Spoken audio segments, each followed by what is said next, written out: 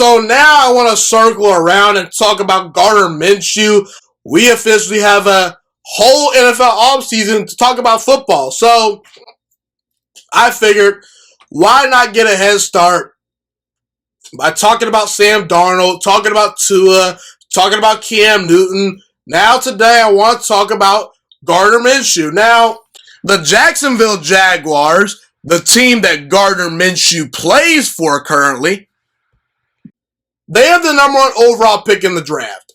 And they need to take Trevor Lawrence or another star-studded quarterback like Justin Fields. Ideally, probably Trevor Lawrence is the pick that you would go with, just because I think that it's a more safer pick. Trevor Lawrence, to me, is more NFL ready to take over a franchise, more so than Justin Fields or Trey Lance, despite Justin Fields and Trey Lance's talent.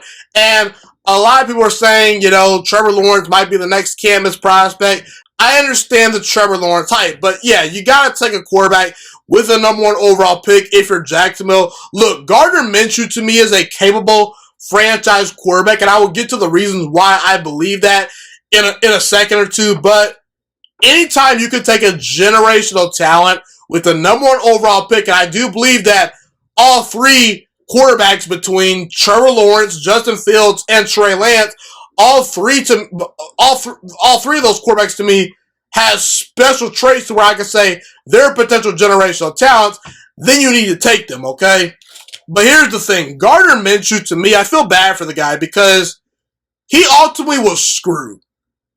I mean, the Jacksonville Jaguars did nothing to try to build around Gardner Minshew, despite him showing flashes of being a legitimate franchise quarterback. They even sat Gardner Minshew out late in the season when he was healthy to play, and they were starting Mike Glennon in games. The Jaguars were doing absolutely everything in their power to tank and try to get that number one overall pick. They did not support Gardner Minshew with a good offensive line. The defense has stunk for the past 2 years, and Minshew has a couple of weapons, but overall, they're not great. And you would think the Jacksonville Jaguars, once they saw Gardner Minshew's potential last year as a rookie, you would think they would go all out their way to really try to invest in a 6th-round pick out of Washington State, simply because if you find a 6th-round pick that's a legitimate franchise quarterback, you have an opportunity to put a whole lot of stuff around him because he is dirt cheap, okay? He is cheaper than a lot of first-year rookie franchise quarterbacks because he's not making first-round quarterback money. So I'm disappointed the way things turned out for Gardner Minshew. The Jaguars drafting another quarterback is the right move, just because Minshew has physical limitations. But I want to put things in context and talk about Gardner Minshew because as a rookie, Gardner Minshew went 6-6 as a starter and had 21 touchdowns to only 6 interceptions as a rookie. And keep in mind, he plays for the Jacksonville Jaguars, a historically dysfunctional franchise, and he did not have a lot of talent around him. A lot of people thought that Nick Foles was going to be the Jacksonville Jaguars starting quarterback that season. They paid Nick Foles a ton of money. They brought him in. They thought he was going to be the guy. But Gardner Minshew ultimately outworked Nick Foles, and he outplayed Nick Foles.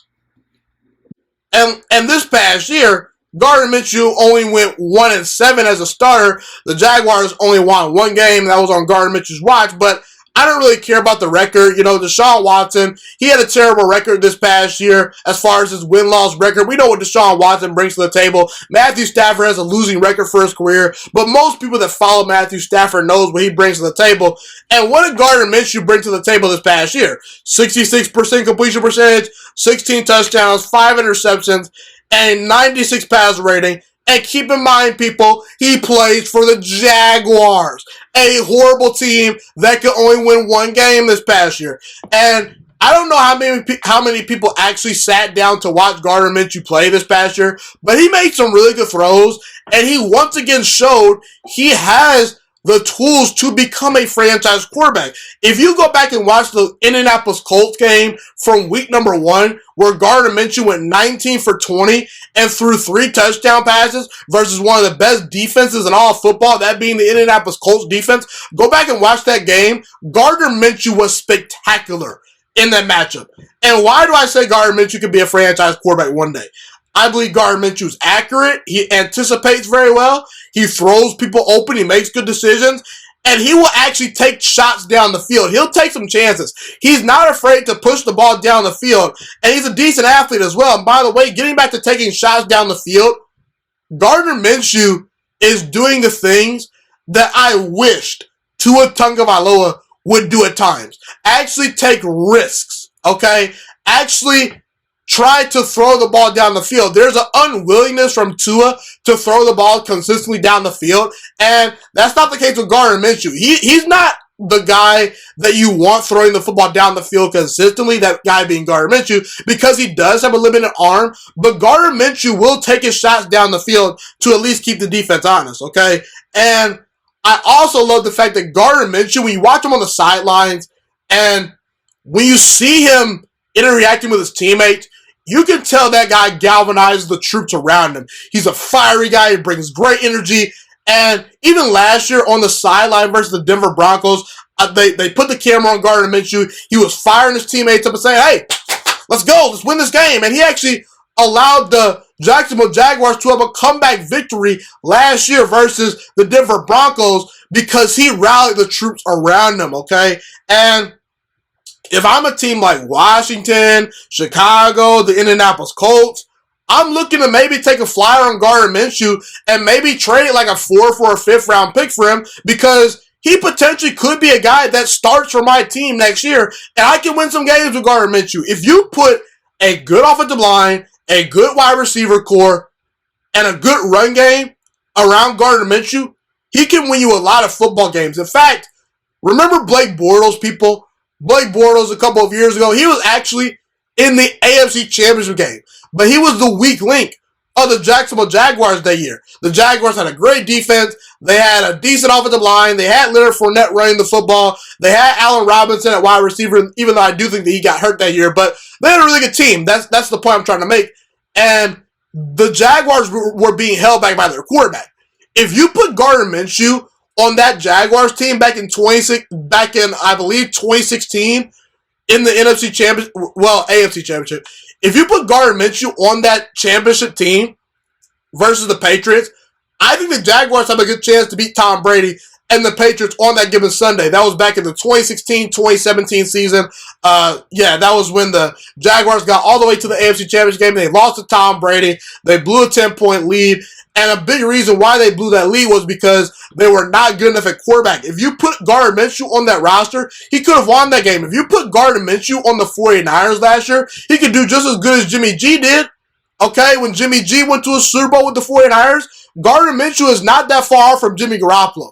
So what I'm trying to say, people, is just because Gardner Minshew is not going to get a fair shake in Jacksonville, that doesn't mean that he can't become a legitimate franchise quarterback one day. He could be a solid starting quarterback and potentially a franchise quarterback if you put a good team around Gardner Minshew. Gardner Minshew is an accurate enough passer. He makes good enough decisions. He reads defenses well enough to where I can say he meets the threshold to be a functional starting quarterback, and he could be the franchise quarterback for an NFL team if given the right situation and the right coaching and the right opportunity to lead an NFL franchise. Gardner Minshew has been screwed over in Jacksonville. I feel bad for him. I understand what the Jacksonville Jaguars are doing. It's hard to pass on a guy like Trevor Lawrence, but ultimately, I like what I see from Gardner Minshew. And I think Gardner Minshew is a capable franchise quarterback, and I'm interested to see if a team takes a flyer on him potentially in the offseason once the Jaguars, draft their quarterback of the future and move on from Minshew, which is probably likely what's going to happen. But yeah, we'll see. I'm a fan of Gardner Minshew, and I wish the best for him. Thank you so much for watching this video today. Please also note that the Juice Alert Sports Podcast is not just a YouTube channel. It is available on all podcasting platforms, including Spotify, Google Podcasts, iTunes, and Apple Podcasts. Also, if you enjoyed this video, be sure to like, comment, subscribe, and share this content with all your friends. This podcast is my favorite thing in the entire world right now. It is my passion. And I want more people to listen to this podcast. I really want this podcast to grow. Also, a fun fact about me is that I want to go into the sports broadcasting and media world once I graduate from the University of Toledo, a college in Northern Ohio. I am looking to become one of the next great sports broadcasters and analysts out in the world. And I potentially would like to start my own network if this podcast really truly grows. Or if I fall short of that goal, I would love to work for a big-time network like ESPN or Fox Sports 1. I am open to all networks. So if you believe in my dreams and you see or hear my passion through the screen, be sure to tell all your friends about the Juice Alert Sports Podcast. Stay motivated, you guys. Have a God bless day, and I'm out.